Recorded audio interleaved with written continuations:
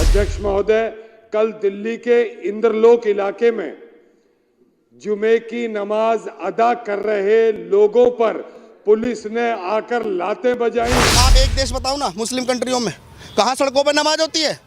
भारत में ही क्यों सड़कों पर नमाज करनी है? जो पुलिस पोस्ट इंचार्ज थे उनको सस्पेंड कर दिया गया है, डिसिप्लिनरी एक्शन लिया जा रहा है।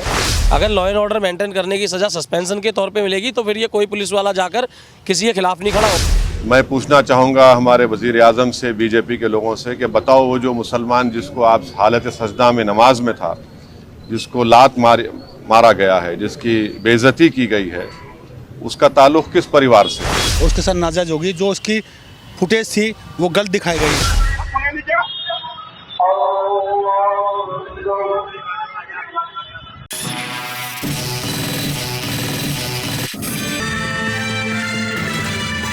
नमस्कार, स्वागत है आपका आज के कार्यक्रम में। आज हम चर्चा करने जा रहे हैं एक ऐसे गंभीर विषय की जिसने दिल्ली पुलिस का मनोबल बिल्कुल तोड़ कर रख दिया है। भारतीय जनता पार्टी की सरकार है देश में और दिल्ली में भी जो पुलिस है उसी के अधीन आती है। उसके बावजूद एक पुलिस वाले को, एक ईमानदार पुलिस वाले को उसकी ड्यूटी निभाने पर, तत्परता से ड्यूटी निभाने पर उसे सस्पेंड कर दिया गया। जी हाँ, मैं बात कर रहा हूँ एसआई मनोज तोमर की, जिन्हें इंदरलोक इलाके में भीड़ हटाने के आरोप में सस्पेंड कर दिया गया।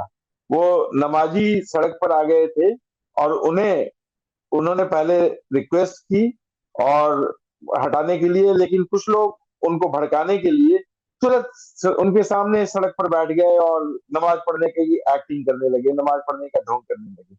और उन्हें जब हटाने की कोशिश की एसआई ने, तो इन पर इनका वीडियो बनाकर इस तरह से दबाव बनाया गया कि इन्हें आला अधिकारियों ने सस्पेंड कर दिया।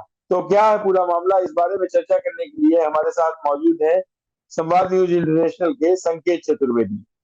संकेत, बताइए कि ये क्या माजरा है, ये क्यों ऐसा हो रहा है? एक एसआई मनोज तोमर, उन्होंने भीड़ हटाने की कोशिश की, एक ड्यूटी निभाने की कोशिश की और उन पर क्यों ऐसी निलंबित कर दिया गया? उन्हें प्रताड़ित किया जा रहा है, उनको लोग हमला कर रहे हैं उन पर, और क्या वजह क्या है इसकी? देखिए, मैं आपको बताता हूं। सबसे पहली बात, ये बेहद दुखद विषय है कि उनको निलंबित किया गया, वो भी उस कारण के लिए जिसमें उनकी कोई गलती नहीं थी। उन्होंने पहले भीड़ को, जो वहां पर कह रहे थे कि हम नमाज अदा करने आए हैं, जो नमाज अदा कर रही थी भीड़, जुम्मे का दिन था। जुम्मे के दिन इंदरलोक नाम की दिल्ली में एक जगह है जो कि मुस्लिम बहुल क्षेत्र है। तो क्या होता है, ये सिर्फ दिल्ली की नहीं, ये मैं पूरे देश की बात कर रहा हूँ। आप देखिए, अगर पत्थर सिर्फ जुम्मे के दिन चलने लगे तो समझिए वहां पे लोग बाग सजदा करने नहीं जा रहे हैं, बल्कि अपनी आस्तीनें चढ़ा करके आपको ये दिखाने जा रहे हैं कि देखो बेटा, हम तुम्हारे सर में दर्द ऐसे ही करते रहेंगे।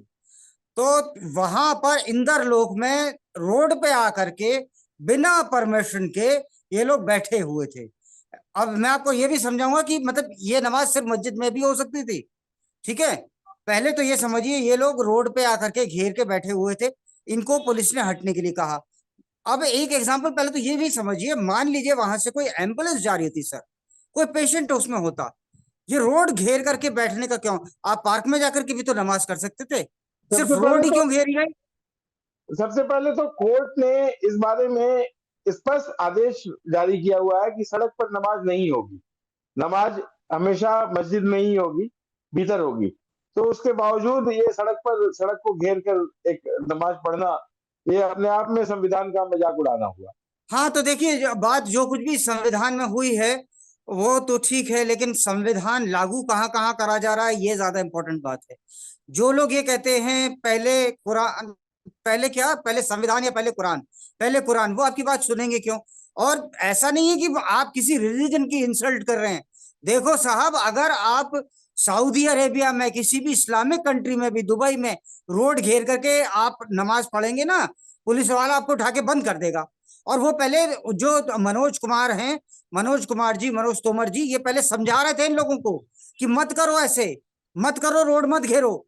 जब वो नहीं सुन रहा, बदतमीजी दिया जा रहा है और बाद में उसको उस पर हमला कर दिया। और तो और पुलिस जो मीणा साहब हैं, पुलिस के एक वरीय अधिकारी हैं, उन्होंने उनको निलंबित कर दिया। क्यों? क्योंकि वो अपनी ड्यूटी निभा रहे थे।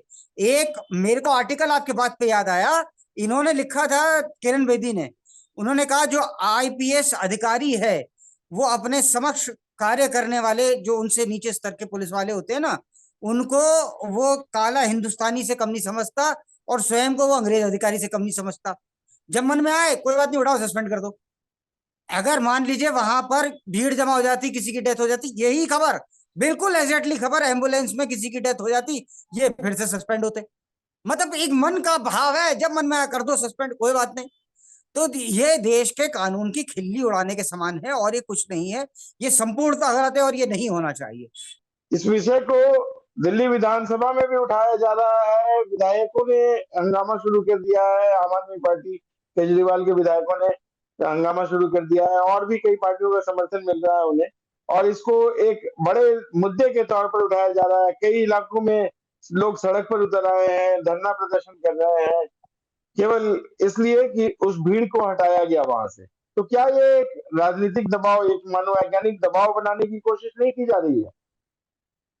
जी हाँ, देखिए, पहले मैं एक चीज मेरे से मिस हो गई थी, मैं वो समझाता हूँ कि नमाज देखिए उस जगह पे ही हो सकती थी, रोड पे आने की जरूरत नहीं थी। क्यों नहीं थी, पहले वो समझ लीजिए साहब। क्या है, एक नमाज है, मान लीजिए फजर की है, ठीक है, उसके बाद 5 नमाजें होती हैं, फजर, ईशा, इस टाइप से 5 हैं। 2 के मैंने नाम बता दिए, 3 के मेरे को अभी ध्यान नहीं है। तो 5 नमाजें हैं। नमाज में क्या है, मान लीजिए फजर की नमाज है, तो जब सूर्य नहीं निकला, ठीक है, वो फजर की नमाज उस टाइम पे होती। वो ऐसे नहीं कि 5:15 पे होनी है। आप अगर कभी मुस्लिम इलाके में गए हो तो फजर की नमाज 5:15 पे यहाँ पे हो रही है, 5:20 पे वहां पे हो रही है। उसका बेसिक मतलब है सूर्य के उगने से पहले से, ठीक है। एक है कि जब आपकी परछाई आपके कद से छोटी हो तब पढ़नी की, तो वो आधा घंटा या 45 मिनट का समय है, 20 मिनट लगभग लगभग एक नमाज में आपको लगते हैं, तो 3 नमाजें हो सकती हैं। तो ऐसा नहीं कि सबको भारी आकर के बैठना है, समझ गए। तो उसी मस्जिद में उसी जुम्मे के दिन फजर की नमाज 3 अलग अलग सेक्ट्स में पढ़ी जा सकती थी।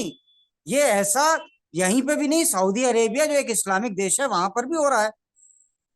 तो पहली तो चीज ये, आपने परमिशन नहीं ली। बी, सी, मौसम चुनावी है साहब, और हमारे यहाँ सेक्युलरिज्म का अर्थ सिर्फ हिंदू विरोध नहीं होता।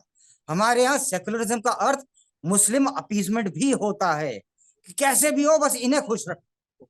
ऐसा लगता है कि इनको जो माइनॉरिटी स्टेटस दिया गया वो भी मेरे ख्याल में गलत है, क्योंकि यूनाइटेड नेशंस के अकॉर्डिंग जिसकी जनसंख्या 2% या उससे कम हो वो माइनॉरिटी होती है।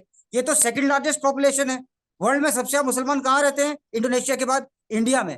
तो उनका वोट प्राप्त करने के लिए जो भारत के राजनीतिक दल हैं, वो अरविंद केजरीवाल जो गाना गाते हैं, इंसान का इंसान से हो भाईचारा, मगर जब कोरोना हुआ था, एक डॉक्टर की डेथ हुई थी ना, तो वो उन्हें और कोई नहीं दिखाई दिया, उन्होंने एक मुस्लिम डॉक्टर ही दिखा, वो उसके घर 1 करोड़ रुपए लेकर के पहुंच गए कि लो भैया तुम ले लो।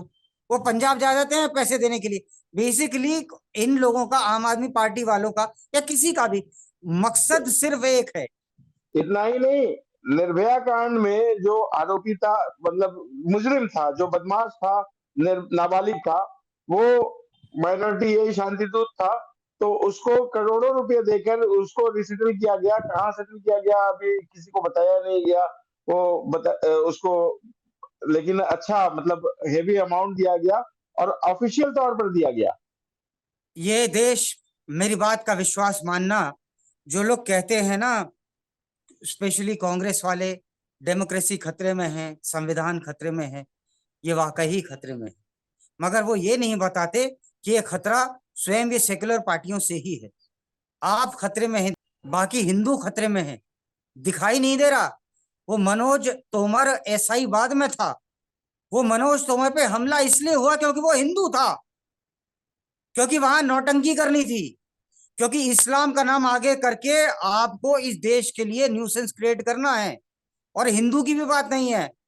एक और कश्मीर में नहीं होता क्या, मुस्लिम एक था जो वहां का वो डीएसपी था, उस पर हमला हुआ था ना, और किन्ने हमला करा था? जो नमाज पढ़ के आ रहे थे उन्होंने करा था। और आप सोचो यार, मोहम्मद के नवासे का कातिल क्या बीजेपी का था, आरएसएस का था, हिंदू था? ये ही तो लोग थे। और वो भी नमाज पढ़ रहा था तब मारा गया था। ये धर्म की आड़ में हमला है, ये सदैव चला आ रहा है। जो जो पढ़ता आ रहा है वही वो कर रहा है। उसका लॉजिक बिल्कुल क्रिस्टल क्लियर है। वो कहता है कि कोई बात नहीं, पहले हमने तोड़ा, अब हम फिर तोड़ेंगे। कैसे भी हो, जो जनरल अयूब खान पाकिस्तान का चाहता था ना, we will make India bleed 1000 cuts, ये वो 1000 कट्स ही हैं। और ये कट्स इससे पहले वुंड बने, इसको संभालिए साहब। ये आजादी के नाम पे जो इस देश में हो रहा है, ये कि धार्मिक आजादी है। अरे धार्मिक आजादी है तो मस्जिद में पढ़ना है यार, जब बैठ करके। मस्जिद में नहीं पढ़ा जा रहा, अपने घर पे पढ़। वो 3 जगह का तो भी नहीं पड़ेगा, तो भी रोड पे ही आके बैठूंगा, भले ही कोई मर जाए, लेकिन मैं तो यहीं बैठूंगा। पार्क में बैठ जा।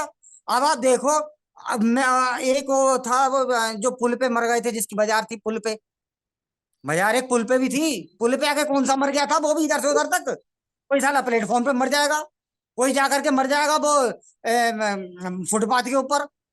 जबकि जो मुस्लिम देश है वहां कोई मजार नहीं है। पूरी दुनिया में केवल मजार भारत, बांग्लादेश और पाकिस्तान में ही है। इसके अलावा कहीं मजार का मजार है कॉन्सेप्ट ही नहीं। अलाउड ही नहीं है इस्लाम में। मजार गलत मानी जाती है इस्लाम में। ये जो सजा करके जो इस टाइप से मजारें बनाई जाती हैं कि फलाने की मजार, ढिमकाने की मजार। और एक वो अजमेर में भी तो मजार है। किनकी मजार है वो? जो मकबरा है चिश्ती। मजार को, हाँ फिर चिश्ती का है, वो तो खैर बदमाश है, उसकी तो बात बाद में उठाएंगे। इसीलिए तो मैंने आपसे पूछा कि वहां पर किसकी मजार है अजमेर में। चिश्ती की। चिश्ती ने क्या करा था, कितनी हिंदुओं के औरतों के बलात्कार में वो शामिल था, आपको पता है? हाँ नहीं, वो वही मैंने कहा कि उसकी बात बाद में करेंगे। अभी पहले मजार पर आइए। मजार के अलावा जितने भी मकबरे हैं, तथाकथित ये हुमायूं का मकबरा, और ताजमहल को भी कहा जाता है कि मकबरा है, और जितने भी मकबरे हैं, इस पर इस्लाम में स्पष्ट आदेश है कि इसको तोड़ देना चाहिए। कोई मजार पक्की नहीं होनी चाहिए, इस्लाम में कहा गया है साफ साफ कि कोई भी मजार, वो या ये क्या नाम है, मकबरा मतलब कब्र, कब्र के ऊपर जो बनाया जाता है पक्का, वो उसको पक्का नहीं होना चाहिए, और उसको बिल्कुल मिट्टी में मिलाना चाहिए। और तो और मैं आपको एक बात बताऊं, थोड़ा लाइटर नोट पे है, कि मजारों पे जाने वाले ज्यादातर हिंदू ही होते हैं, हाँ। मुस्लिम्स कम जाते हैं। और लाइटर नोट पे मैं आपको एक बात बताता हूँ, मैंने एक बार फेसबुक पे ही पढ़ा था, उसमें लिखा था कि वो तो मक्का में नॉन मुस्लिम्स का जाना अलाउड नहीं है, वरना सबसे ज्यादा ये हिंदू अगरबत्ती लेके वहां पहुंच जाता, ये चंदर चढ़ा रहा होता। और तो छोड़ो, अमिताभ बच्चन पहले होता, ये लो जी मेरी तरफ से। वो दूसरे होते उनके राहुल गांधी, जो आपस में लड़ रहे हैं। ये लोग पहुंचे थे फोटो खिंचाने के लिए, सर पे वो रख के कि आए वो उधर गए मजार पे। फिर कहा भाई तुम लोग वही रुको, तुम्हें अलाउड नहीं है पहले। ये ईमानदारी से, खैर बात थोड़ी ज्यादा सीरियस, वाकई देश खतरे में है। ये रिलीजन के नाम पे जो छूट दी गई है ना, कि ये मेरी राइट है, ये मेरी राइट है, ये लोग जो कहते हैं, कभी आपने इनके मुख से सुना है ये मेरा कर्तव्य है? कभी सुना है कि ये देश के प्रति ये मेरा कर्तव्य है? ये राइट मांगने वाले अक्सर रॉन्ग बातें ज्यादा करते हैं। मेरा जो स्पष्ट मानना है कि कम से कम वैसा ही मनोज तोमर का जो निलंबन है उसको वापस लिया जाना चाहिए, और दिल्ली पुलिस को कानून का शासन बहाल करना चाहिए। कम से कम ये जो हंगामा हो रहा है अभी पूरे देश में, इसको फैलने के आसार हैं, मुझे जो लग रहा है इसको धीरे धीरे लोग फैला रहे हैं। आज दिल्ली के कई इलाकों में है, और भी कई मुस्लिम इलाकों से बस खबर आ रही है कि ये अगले शुक्रवार तक देखिएगा, इसको रूप और फैलेगा, जो मुझे लग रहा है। मौसम चुनावी है, आपको गीत सुनाया जाएगा भाईचारा। ये शुरू में इतना बढ़ावा दिया गया, जानबूझ के इतना बढ़ावा दिया, 21 लाख आदमियों को आपने मरवा दिया, फिर उसके बाद कह रहे हो कि यहाँ पे जो बचे हुए वो रह सकते हैं। 14 अगस्त 1947 को कहते हैं कि हिंदू मुसलमान साथ नहीं रह सकता, इसलिए बंटवारा। चलो जी, हो गया बंटवारा, 21 लाख आदमी मरवा दिया। उसके बाद उस टाइम पे 33 करोड़ पॉपुलेशन थी। उसके बाद 15 अगस्त को, अगले ही 24 घंटे में ये कह दिया जो बचे वो रह सकते हैं। उसके बाद इतनी सुख सुविधाएं डाल ली कि उनका दिमाग खराब करा दिया। आप देखिए, अशोक गहलोत की राजस्थान में सरकार थी, अशोक गहलोत ने एक ऑर्डर पास करा था कि रमजान का मुकद्दस महीना है और सरकारी हुक्म की तामील हो, मुसलमानी इलाकों में लाइट नहीं जाने चाहिए। क्यों? हिंदू टैक्स नहीं देता क्या? देखो साहब, ये जो अपीजमेंट की पॉलिसी है, ये इस देश के लिए खतरनाक है। इतना ही नहीं है, ओवैसी जो अभी चिल्ला रहे हैं कि उसको गलत किया गया, ये किया गया, ये ओवैसी के सगे भाई थे। उन्होंने कहा था, जब उनको कहा गया कि आपका भाषण का समय खत्म हो रहा है, तो उन्होंने पुलिस वाले को धमकी दी थी।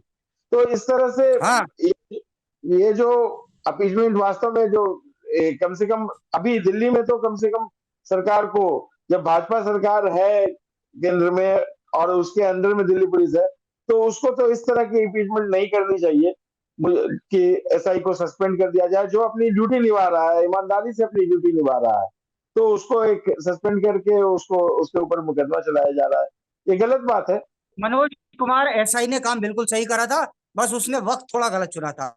उसे पता नहीं था कि भारत में जब चुनाव होते हैं इस तरह से आप भले ही सही क्यों ना हो न करें। ये बाकी पुलिस वालों को यही तो मैसेज है, चुनाव तो भैया किसी भी मुसलमान को हाथ मत लगाइयो, वो कुछ करता फिरे, कुछ भी करे, उसको सब कुछ अलाउड है, वो किसी और के घर पे कब्जा कर ले, मगर तुम थप्पड़ मत मारना, तुम कुछ मत बोलना, तुम जाके वहां हाथ जोड़ना, सर झुका लो और मानते रहो, और ये कहो बेटा तो अगर वो पुलिस वाला बाई चांस हिंदू हुआ तो और भी उसके लिए रोना है।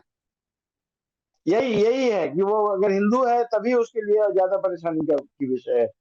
तो दोस्तों ये था आज का कार्यक्रम, उम्मीद है आपको अच्छा लगा होगा, और अच्छे लगने से ज्यादा जरूरी है कि कुछ न कुछ जीवन में आपको ऐसा प्रैक्टिकली चीज सीखने को मिली होगी जिससे आपको फायदा हुआ होगा। अगर आपने यहाँ तक कार्यक्रम देखा तो ओवरऑल आप कहीं ना कहीं इस बात को लाइक करते हैं, एंडोर्स करते हैं, तो कृपया करके हमें सब्सक्राइब करिएगा। बहुत बहुत धन्यवाद। जय श्री राम दोस्तों।